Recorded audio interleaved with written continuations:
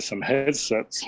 Hey everybody, how you doing? Welcome to Guitar Talk. Today, uh, got some really special guests. Evan and David are going to be helping me talk. We're going to be talking about buying guitars, and everybody in the chat is invited to share their guitar buying experience.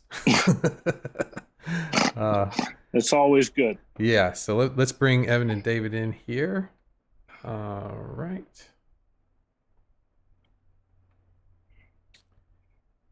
Let's see here. There we go. There we go. We got everybody in here. Okay. Is this the right? Let me check this. Okay. Dean was last. Okay. I'm gonna fix the chat here real quick. We've got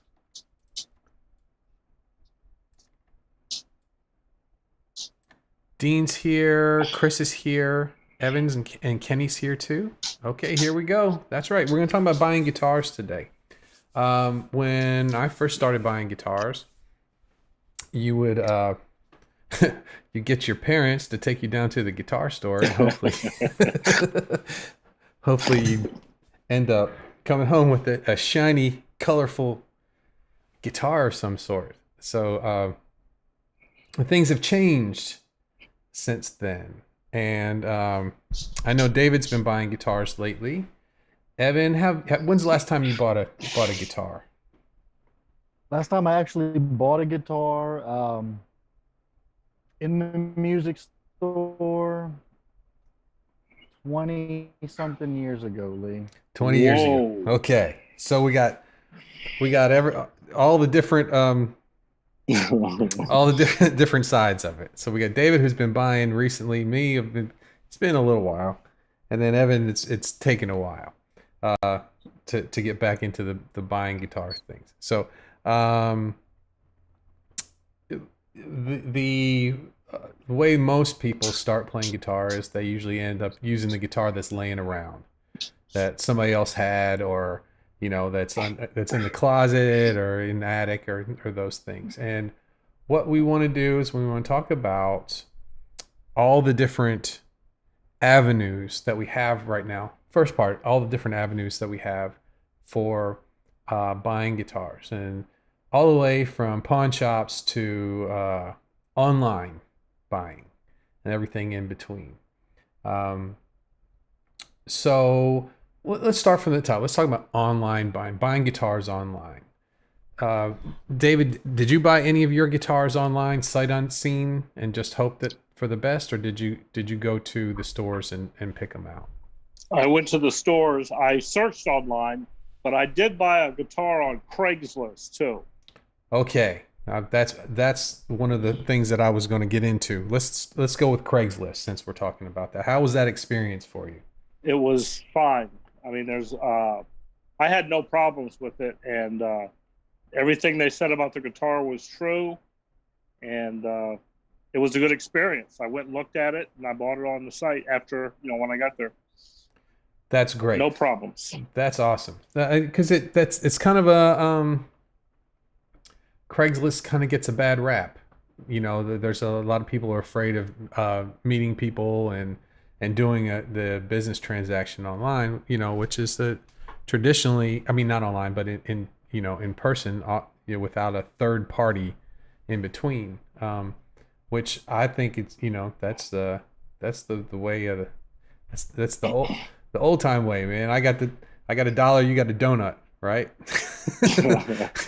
You give me the donut, I give you the dollar. Right? So that's good. I'm glad that worked out for you. I'm glad that. Yeah, worked I bought my amp and a pedal on Craigslist too. That's great, man. That's great. Did you have to drive far? No. It was. I mean, I live in such a dense area that Yeah, that's true. everyone is close.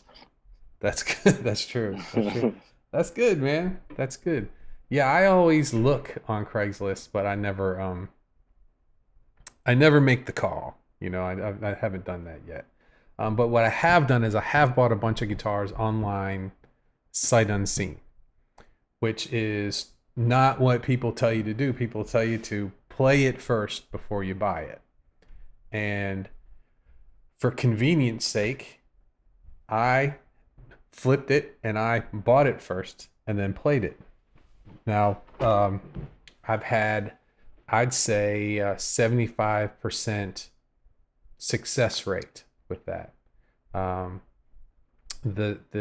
The last guitar that I bought online came damaged. So, and then I ended up selling it. They actually replaced the damaged one. So it wasn't, and it didn't cost me any money. It cost me a lot of time. So it's kind of like the buying shoes online. You know, it's you go to a shoe store, you find the shoes, they fit, they don't fit, and then you're out, right?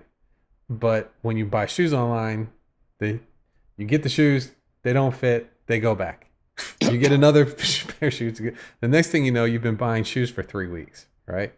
Same thing with guitars. You know, you have an idea of what you like, but every guitar is different. Even guitars of the same exact model, same exact company, are different when you get them. No two are exactly alike.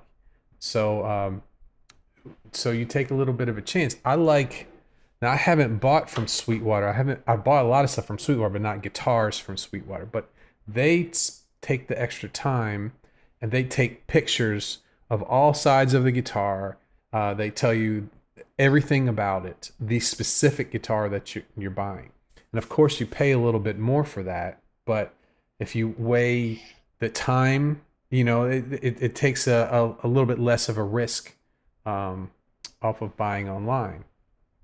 How about buying eBay? Have you guys used eBay a whole lot for anything? I've used it a few times for bits and pieces of different things here and there, but I have never purchased musical equipment on eBay. Okay. How about you, David? I Have have you? used Reverb for my amp. I purchased my amp off Reverb. Right. How did that go? It was painless. There's my little Micro Terror amp and Micro Terror 8-inch speaker. Bought them from two different sellers, and both of them were painless. That's good. That's good. How about you, Dave? Have you ever used eBay before for guitar stuff? No, I bought some music on there, you know, picture disc and stuff like that, but I've never bought equipment. I bought a lot of guitar equipment, mostly like pickups and things like that.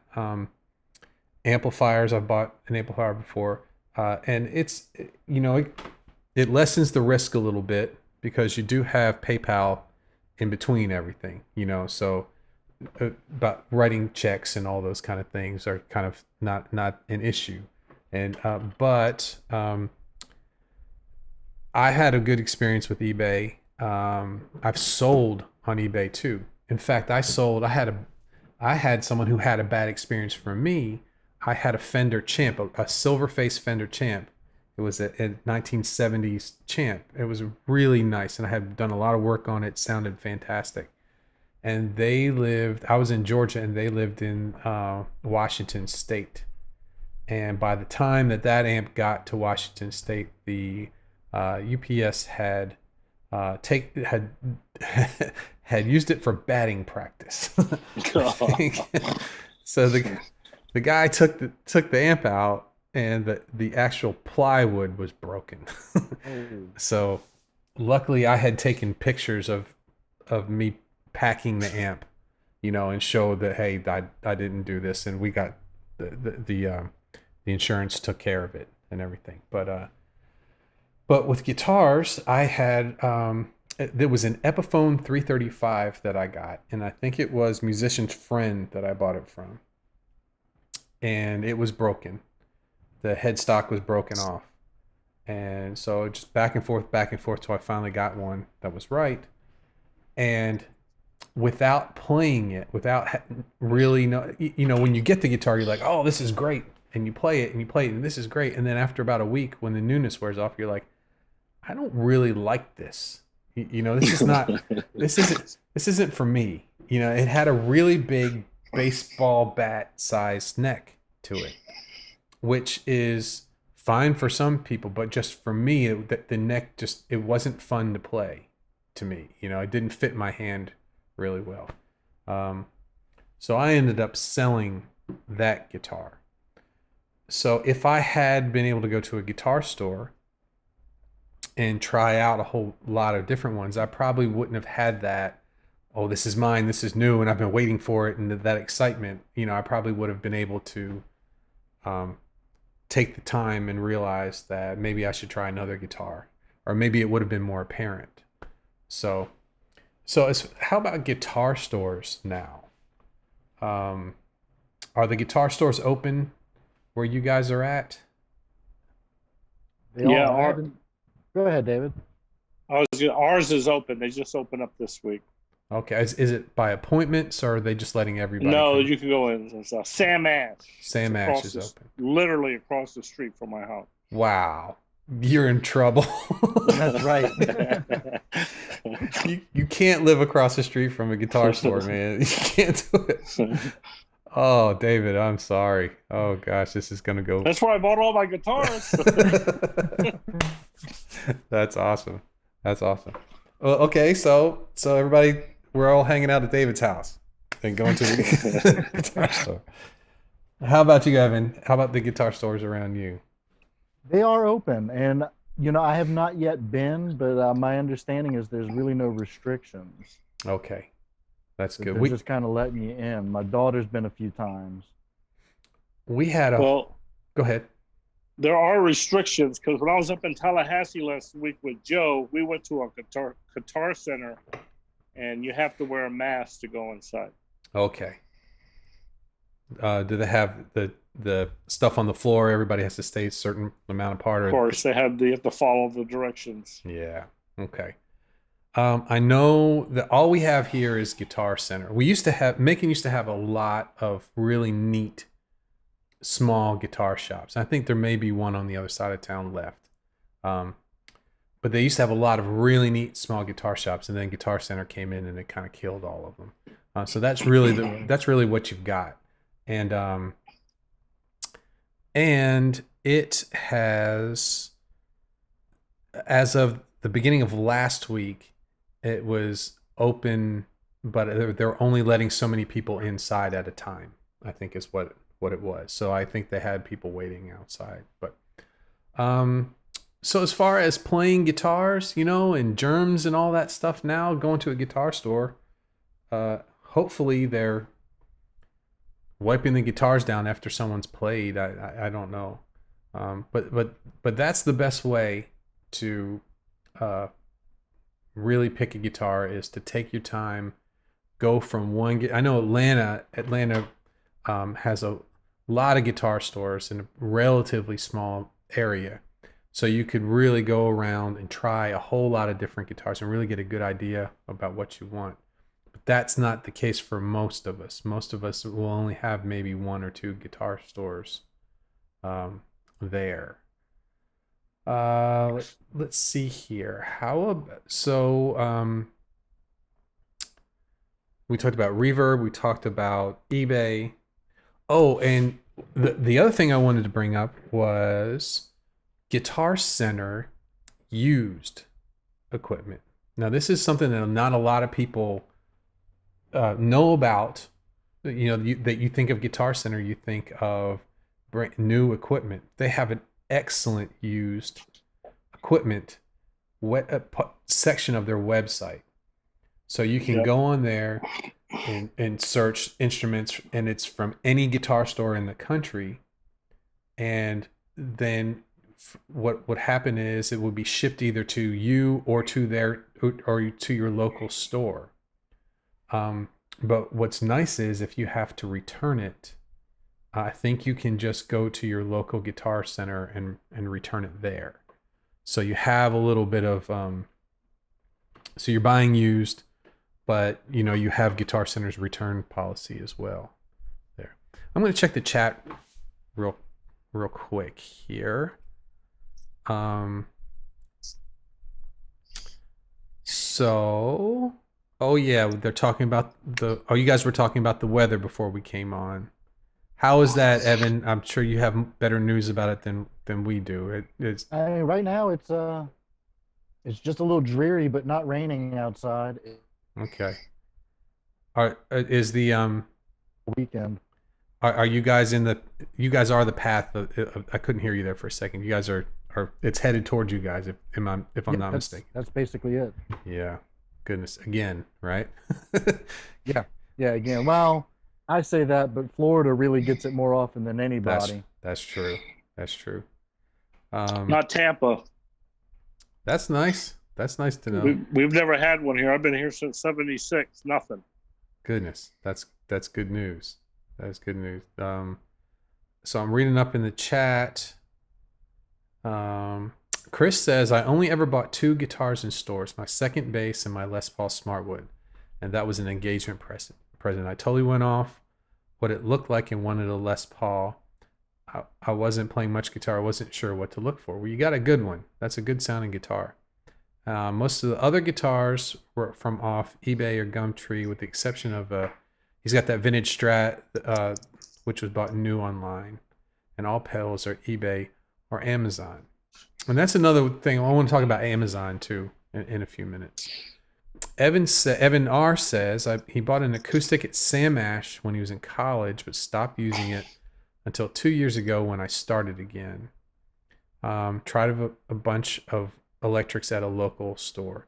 Yeah, and for people who are coming back to the guitar who haven't done it for a while, or new players, that trip to the guitar store can be a really good learning experience. You know, having that selection of different guitars to try, to make sure that and knowing what to look for ahead of time. You know, knowing what feels comfortable.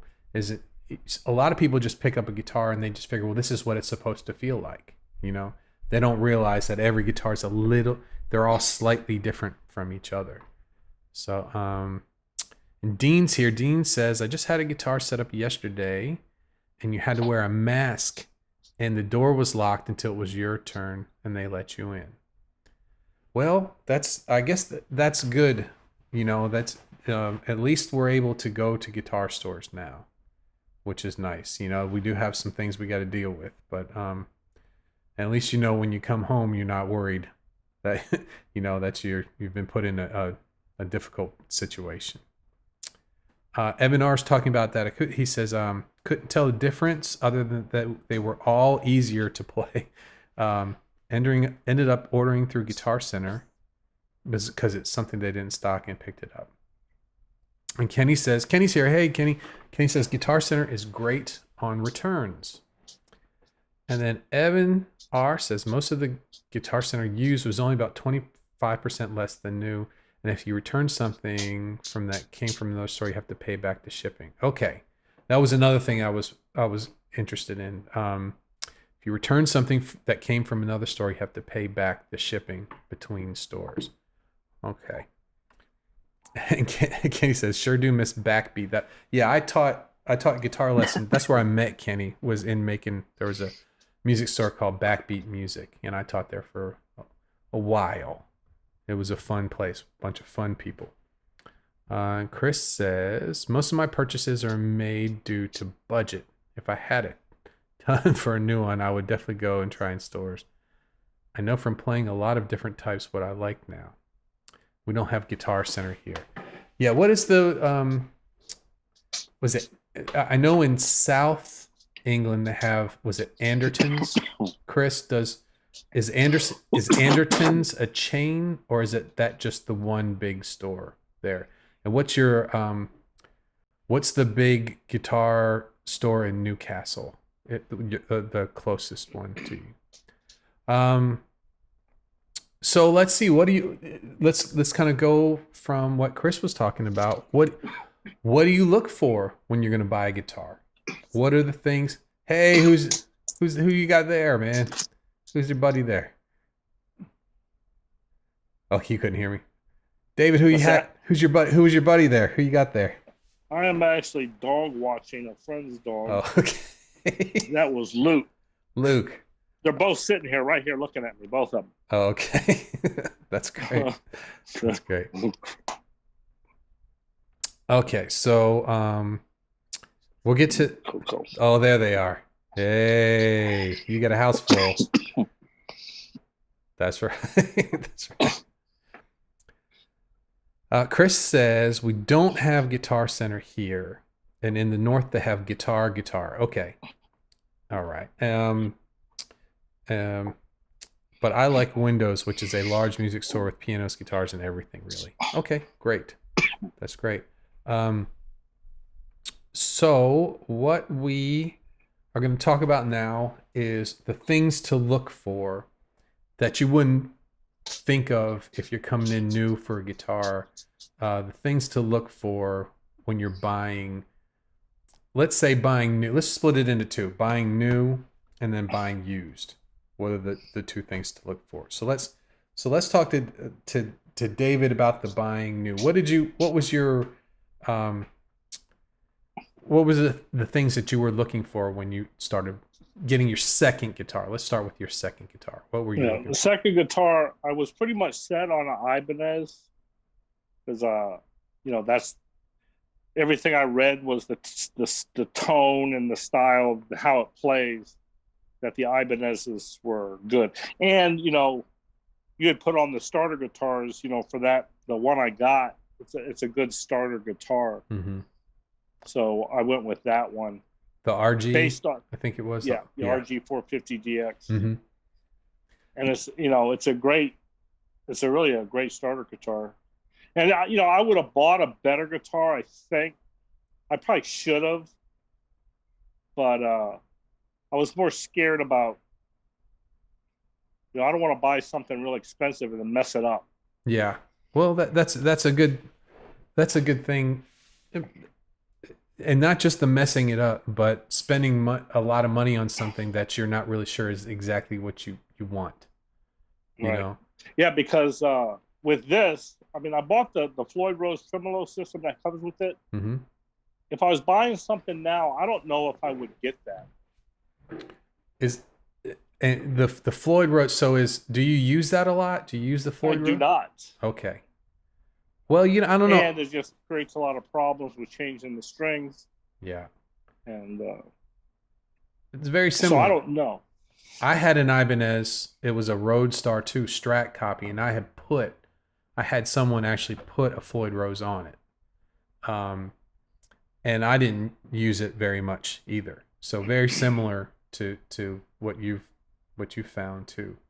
Yeah, they're finicky, but if you're playing, like, if you're Joe Satriani, or if you're Steve Vai, or if that's your style, where you do a lot of dive bomb stuff and you use it a whole lot, they don't go out of tune. Once they're That's true. Right. But if you're into like a Strat, like a Jeff Beck style, and actually Jeff Beck uses his bar tons, and his doesn't go out of tune, but I can't seem to get my Strat bridges to do the same thing. I don't know what magic he uses to do that. But yeah, that's getting a guitar that's easy to use in the beginning is a good thing. And another thing I found too is that we all know that David's guy is Joe Satriani. That's who he likes to listen to. That's his favorite guitar player. But as you start to learn guitar and more of your influences come in, you may not go that direction. Even though he's no doubt. Right. Even though he's your favorite guitar player, you may find other things that, it's funny how when I started off playing rock. I was into rock. That's all I cared about, was playing rock music.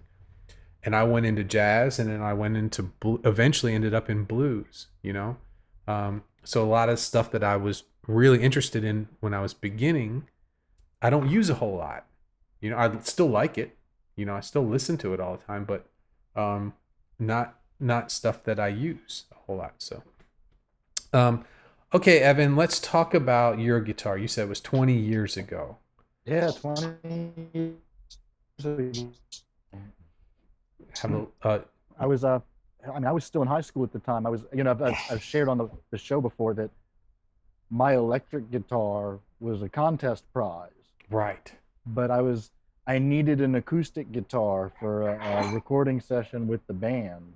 So went down to the music store, not a Guitar Center, the local music store at the time, Right. and just looked for something in my price range at the Right. time, which what in 1994 would have been probably in the neighborhood of $250. That's that works, man.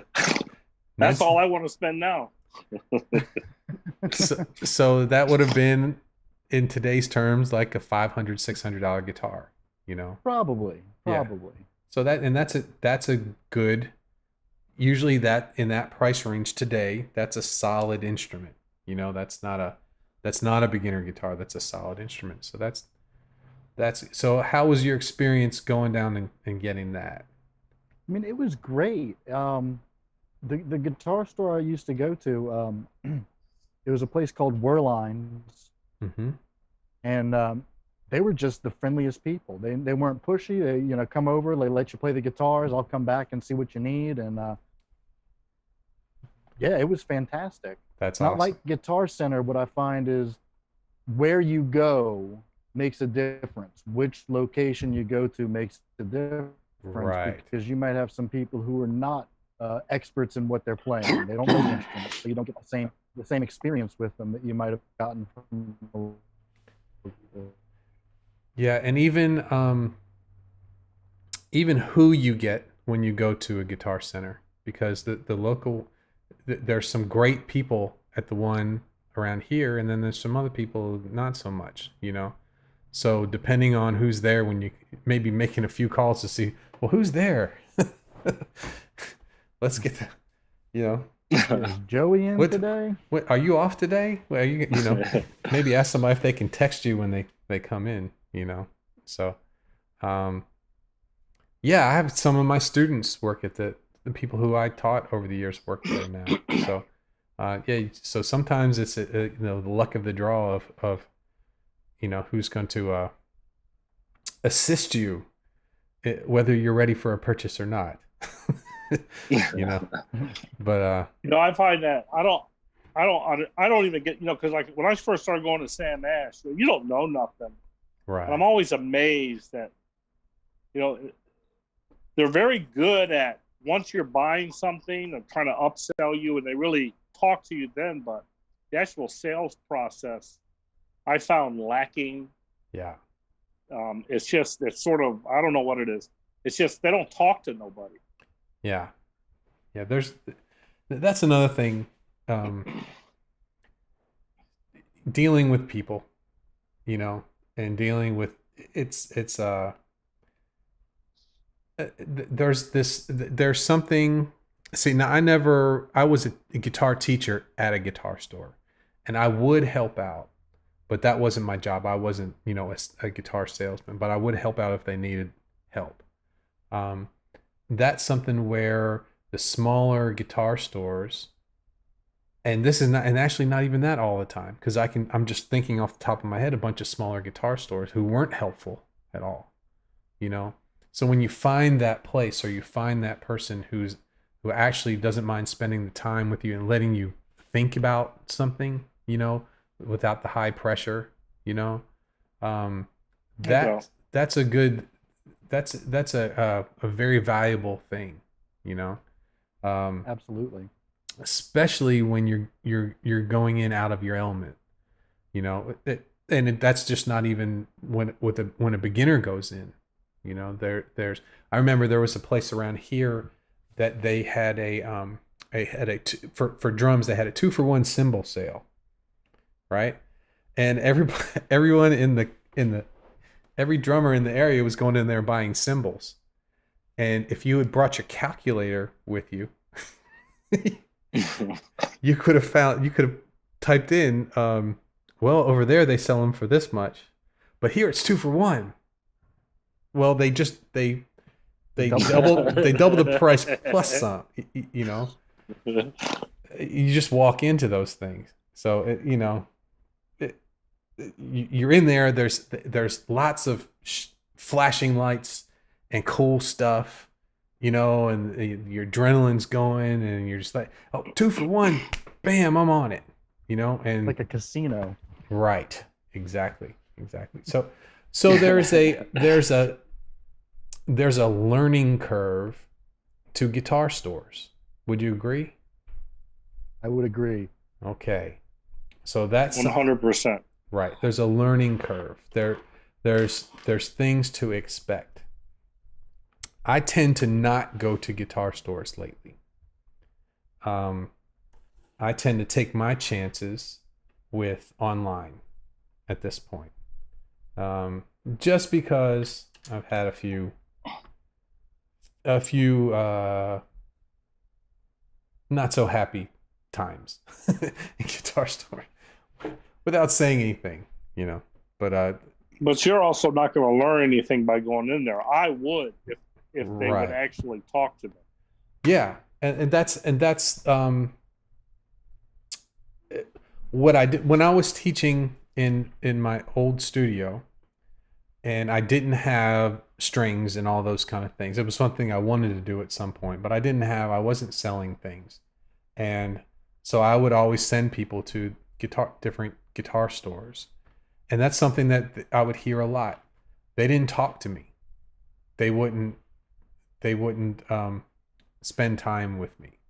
You know, and so basically what does that say? What does that tell you? That they don't value you. They don't think that you're going to spend money. If they thought you were going to spend money, I think they do. I think they do want to spend money, but from what I've seen from the two I've been to, is they spend so much time selling all their stuff online that they're much more excited about selling you guitar lessons, string setups, Right. and stuff like that. And as far as like buying guitars, I think that's in the store as a secondary thing. Yeah, and that's completely the opposite of how it used to be. You know, that used to be Yeah, the lessons. I was thinking that. Yeah, it's yeah, that the lesson rooms are in the back. Oh, lesson. Oh, you want some lesson? Oh yeah, go talk to that guy back there. I don't know anything about it. Now they get you on there. So Well, they sell you the guitar just for the opportunity to sell you because I got calls from Sam Ash for months right. and months trying to sell lessons. Right. Yeah, and then all this happened the past couple months, and then now they're all scrambling to get online, teaching online. Yeah. Hey, what are you gonna do? What are you gonna do? I'm gonna check the chat here. Chris says there's a PMT which has a few guitar stores around the UK, and there's a lot of small musical retailers spread out. And he says I bought my Ibanez that had for the zero edge trim, which was like a Floyd, I guess was a Floyd style. He says I wanted another Floyd style guitar further down the road. I traded as I wanted a Honeyburst Les Paul, but he misses the trim and was raised on the 80s dive bombs. So that's a style that's near and dear to Chris's heart. So for him, the extra time you have to take with that style of bridge would be worth it. And he says my friend Dave went to buy a Strat, but came away with a Telecaster a few years ago, just from the feel and the sound. And he played his Tele, and it's awesome. Yeah. You go in and you might learn some things, find something that you didn't know about yourself. Maybe you were meant to be a Tele player. Maybe it works for you. For me, a Tele is uncomfortable. Because here it has a hard cut in the front and in the back, where on a Strat you'd see the cutaway right here. That when it goes up against you, with the Tele you don't have that. It's just a hard cut. So when you lean over the guitar, kind of like an acoustic guitar, it kind of gets you in the ribs a little bit. Oh yeah, there's no soft edges. Right. And so for me, a Tele was uncomfortable, and I bought one. I had one for a while, and so I figured, well, maybe it's just something I need to get over. And so I bought one. It was a great guitar. It sounded great, but I never played it. Even when I had it there, I never played it, just because for me it didn't work. But by the same token, a Les Paul has a hard cut there too, you know? So different strokes, right? Kenny says it's embarrassing when the guy says, I guess he's talking about the fine salesman. He says it's embarrassing when the guy says he's a drummer. Oh, says he's a drummer and then plays rings around you. Okay. Right. No, man. No, you're good. You're good. So Mark's here. Hey, Mark. Good to see you. Chris says, I don't think I ever tried a guitar in a store apart from the two I bought. I didn't feel comfortable. I think I'd be okay now. I've never been one of those that just go in and play with no plan on buying. So you're not one of those folks that goes in on Saturday mornings and plays through every song, you know, as loud as you possibly can. Oh, it's painful. It's so painful. The Saturday mornings at music stores can be painful. I used to work at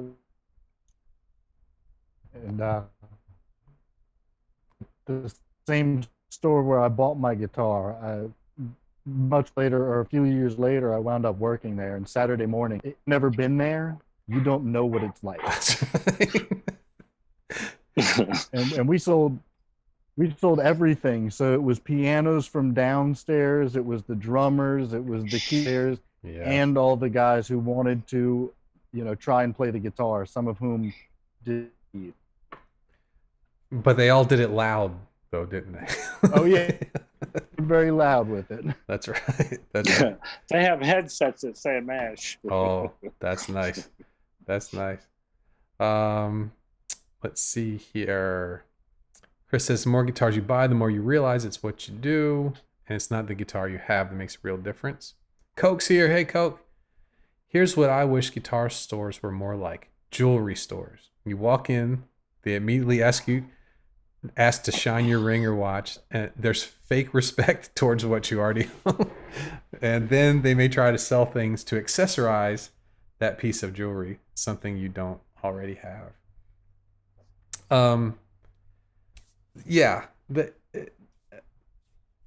Along those lines, talking about what you already have in guitar stores, one of the things that people have a lot of problems with when they buy a guitar is they have all these amps that you can try out. So you get the guitar, you try it out in these other amps that you don't own, and it might sound great. Or the opposite, it might sound terrible. And you're basing your opinion on how the guitar sounds through that amp that you don't own. So to me, if you brought your rig with you to the guitar, say you're looking for a guitar, you bring your pedals and your amps and then play those guitars through your setup, you'll know a lot more about that guitar than you would randomly plugging them into different amplifiers. And people are kind of afraid to do that. I've never seen a guitar store that says don't bring your equipment with you, you know, but no one does, you know. And then you buy this guitar and you think it sounds great, you get it home, maybe it does, maybe it doesn't, or you plugged it into that amp and it sounded terrible, and maybe it was the amp and you decided not to get that guitar, which may have been the perfect guitar for your stuff at home. So to me now, if I was going to buy a guitar, I would bring my setup with me and say, hey, do you have a room? You know, they've got the acoustic guitar. They got different rooms so you can close the door, you know. Hey, is there some place where I can plug this in through my stuff and see how it works? I would think that would save a lot of time and you'd understand a lot, but people don't really do that, I guess. Chris is talking about the telly. Says, I'm not sure if Dave's has a cut. I'll find out. I know some do now. I like my telly. It's a solid beast. Okay. Coke says, where's your guitar? Want me to switch the strings out for you real quick? Yeah, that makes sense. The Guitar Center here, they put their guy, and I haven't noticed this in other guitar centers, they put the guy who does guitar work like right up front. So as you're walking towards the guitar, the guy's standing there working on guitars.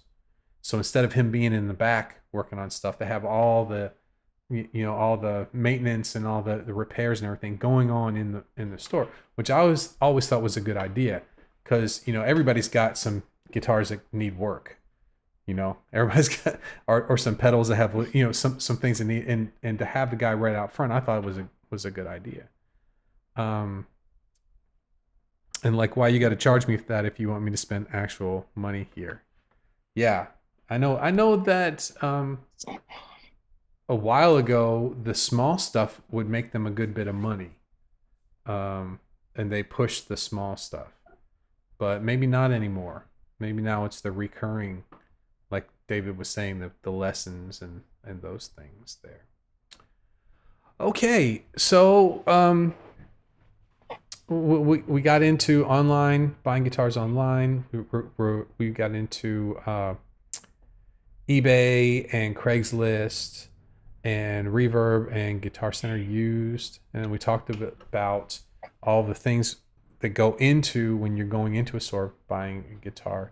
We asked David about, well, what were you looking for in a guitar? So the things that most people don't think about when they're going to try a guitar are the things on the guitar that you can't change, or that are difficult to change.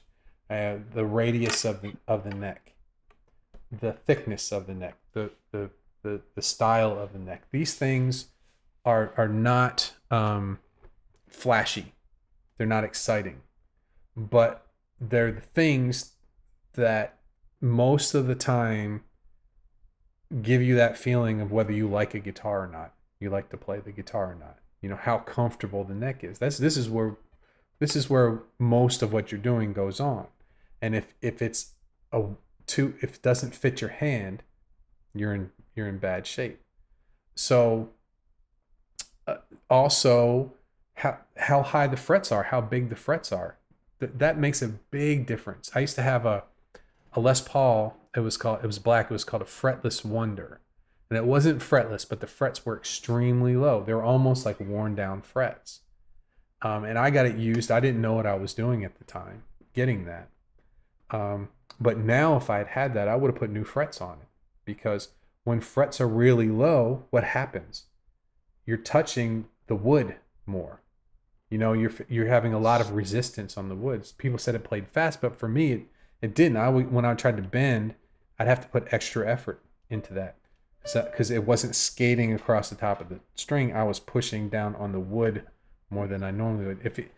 What's Yngwie Malmsteen uses the scalloped frets. Have you seen that? Yeah. Where there's the big, huge cutaways in between the frets. So he never touches the fretboard at all, and he's pretty fast. I'd say he's one of the faster guitar players. So the radius of the neck, the scale length is something that changes the way a guitar feels and the way the guitar sounds. Shorter scale lengths that have looser strings.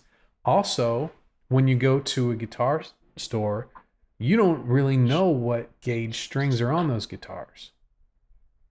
So if you're used to playing heavy strings and you go to a guitar store, chances are they put the cheapest strings that they can find on those guitars, which are usually like 9s, like some really thin strings on there.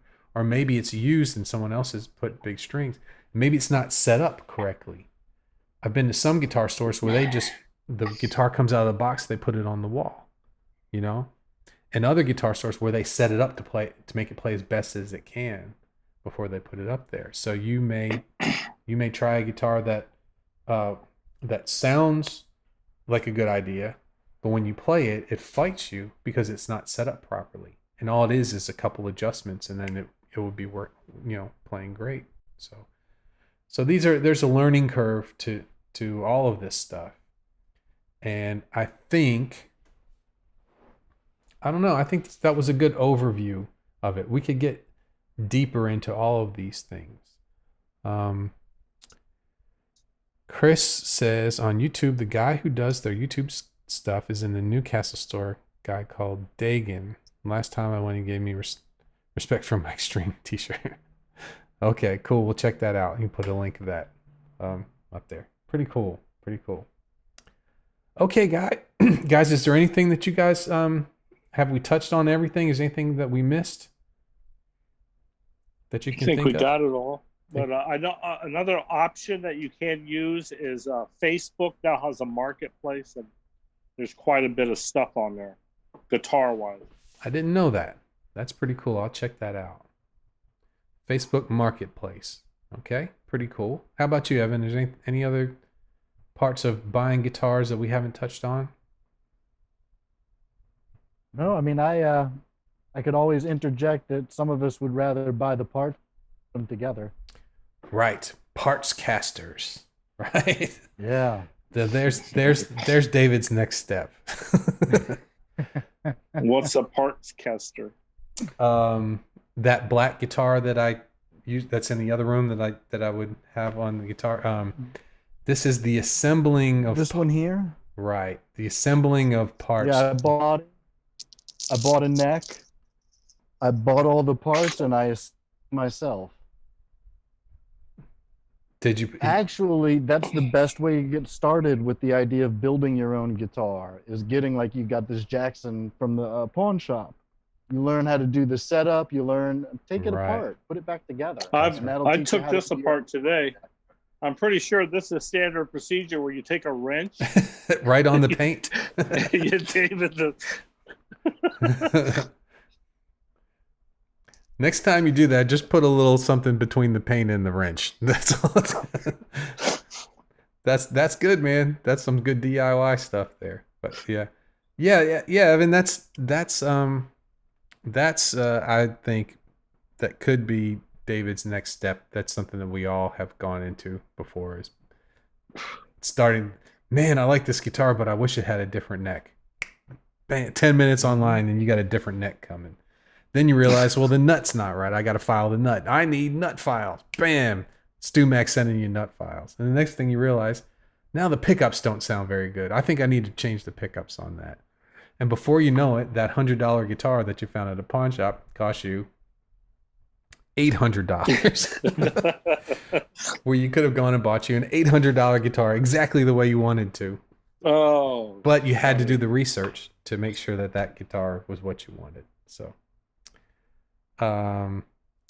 Kenny says Scott Pallett, who's a good friend of mine, sells lots of stuff on Facebook. That's cool, man. I'm gonna check Scott's stuff out. He used to own a music store in Macon as well. And Kenny's got a project now, a pawn shop Strat with $400 worth of upgrades. That's right.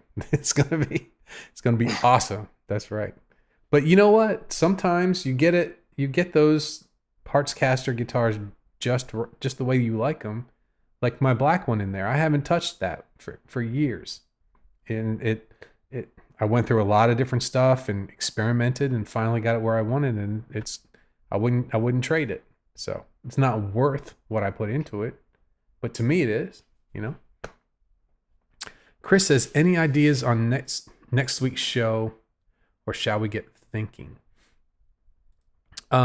I had, let's see here. Is everybody seeing me okay? Is this stream going out? All right. I'm getting I guess it would. Everybody's chatting. So on my, I've got a circle, you know, a hold pattern circle there, just for a second. I'm just going to check on my phone real quick.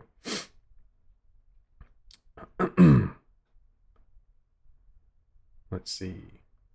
Yep, just my computer. Okay, so let me go to content. Wait. Yeah, so I've been. Thanks, guys. Everybody says visuals are fine. I kind of started off on something the other day. Just kind of came to me. I sat down to do something else, and some ideas just started happening. And I talked about this the other day.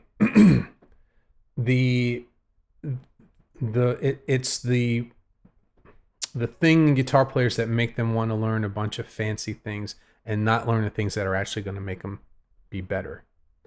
And we talked about the big 4 scales where 90% or more of music that you play use those.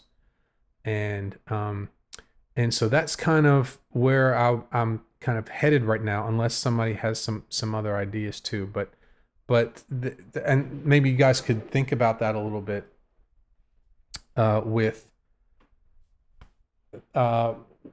and David, your experience is very helpful for this. When you come into playing guitar and the first thing you think of is, I want to do what Joe Satriani's doing, you know, and Right. and then and that kind of a letdown when you realize, okay, that's a very long-term goal, right? You know, Very long. so that's kind of the direction that I'm going in for this week. But I'm not solid on it yet. And Chris says he likes it. But he's got a few ideas spinning around. We'll deal with that tomorrow on Sundays. We'll talk. We'll just do a hangout tomorrow. I know we're going to start talking about some gear. I may hold off on the gear thing till I can get my gear back. My gear's in storage. So we'll just have a hangout tomorrow, and we'll talk about getting ready for the coming week. And I'll get my idea a little bit more solid too. And if anyone has any other ideas, I'm open to those as well.